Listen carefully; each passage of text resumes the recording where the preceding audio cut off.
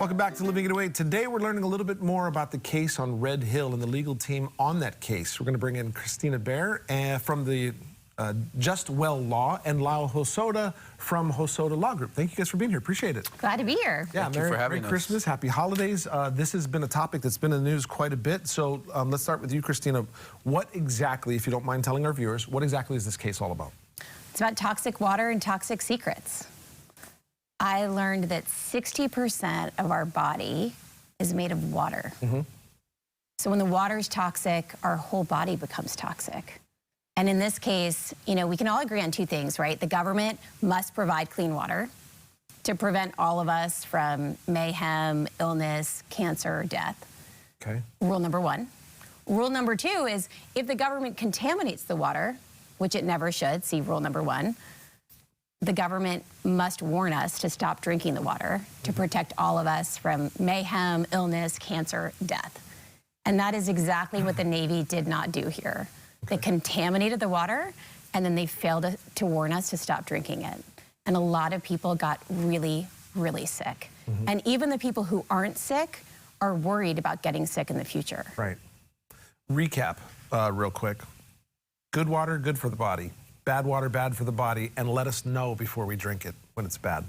Mr. Hosoda, I call you Mr. because I know you know my dad. I don't want. Is it all right if I call you Lyle? Absolutely. Okay, Known the family for a long time. How did you get involved in the case? You know, I've been real fortunate. It started with Christina Baer, and there's another Baer on our team that's unrelated, but they're from Texas. They called me one day and said, hey, we need a local counsel. I'm their local partner. Okay. We actually have one other partner who's a mass tort specialist, highly recognized, highly regarded in the nation, Mark Lanier. Okay. So the three of our law firms have come together over this issue that we all know here in the community is, you know, something that we haven't experienced before and something that affects the entire community. So we had to put together a big and strong team, and I feel very fortunate to be a part of that. That's really awesome. And then the huge, the big guns all together create one big gun. So there you go. Christina, what brought you to Oahu this week, though? So I came first and foremost to march with the people of Hawaii for the Board of Water Supply here. We did that on Saturday. It was enormous. It was a huge success. We are united for clean water. We are united against the Navy's continued poisoning of the people on this island. So we did that on Saturday. But then we're going to spend the rest of the week talking about this case and educating people that they have a claim. If they lived on the Navy waterline from May to November of 2021, they were harmed by the negligence of the United States, and they have a claim and should be bringing a claim. Okay, let me ask you this. What if they're not sick? The question is, were you harmed? The Federal Tort Claims Act allows a remedy for anyone who is harmed by the negligence of a federal officer.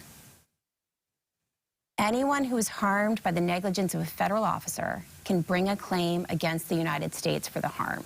That's a beautiful thing. That's not true in every country, but it's true in ours. And whether people are sick or not, this disrupted their life. Yeah. This caused many times lifetime fear. People are wondering, who's going to die first, me or my kid? And when are we going to get cancer? When are we going to get the diagnosis?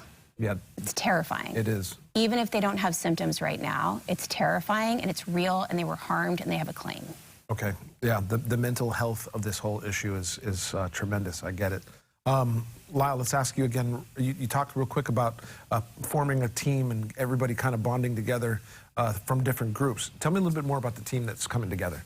Well, I think it's a very special team, and it really comes down to two words that I see: trust and commitment.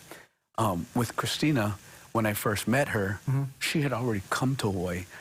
As we all know, locally, physical presence means a great deal. Yeah. This is her fourth or fifth trip to get on a plane from Texas to come here to be with all of our clients and to meet everybody in public. And she has made and developed some very good relationships here. And I think that's incredibly important. Mr. Lanier just joined the team, and he sends his aloha as well. But between the three of us, I think each one of us has very special strengths and talents that together we have a great deal of synergy with, and I think it's a really good team. It's important enough to be here. I would imagine, right, for you. Well, you have to come. You have to come. And I got involved in this case because somebody called me from Hawaii a year ago and said, I've been poisoned, can you help? And they saw my own family story because I'm a survivor of toxic exposure myself.